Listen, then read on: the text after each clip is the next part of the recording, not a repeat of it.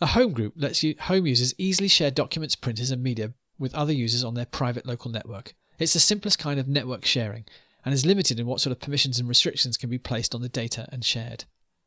By default, all users that join a home group, and there can only be one per network, have read-only access to what's already shared by the others, although users can configure that.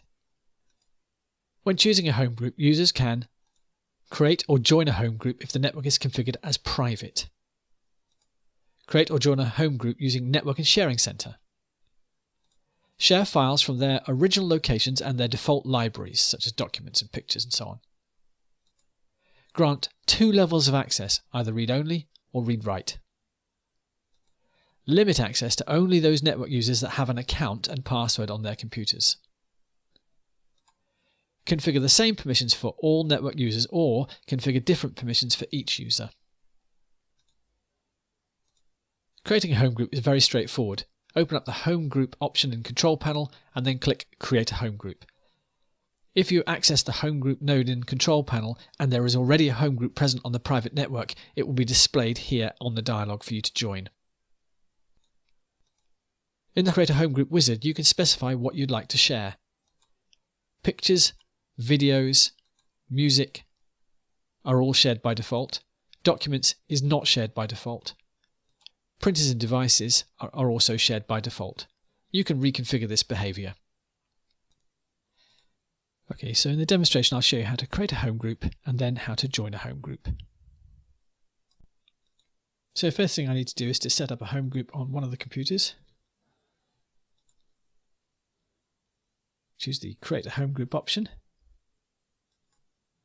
Specify what I would like to share. I can change these options. At the moment, Documents isn't shared. Click Next and then make a note of the password. And click Finish. We'll use that password to connect from the remote end. So we're all set up. From here I can then leave the home group to disestablish it. I can change advanced settings, sharing settings. I can change the password if someone's forgotten it. There are a number of options. So now I need to switch to another PC. So on the second PC, open up Network and Sharing. Choose the home group link. Join now. You can see it's already detected a home group. Specify what I would like to share with the group. Then I need to enter the password.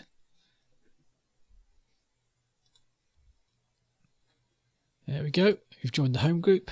Click Finish and we can now start accessing content. You can now see a home group with Andrew and Andrew Warren, so they're different computers.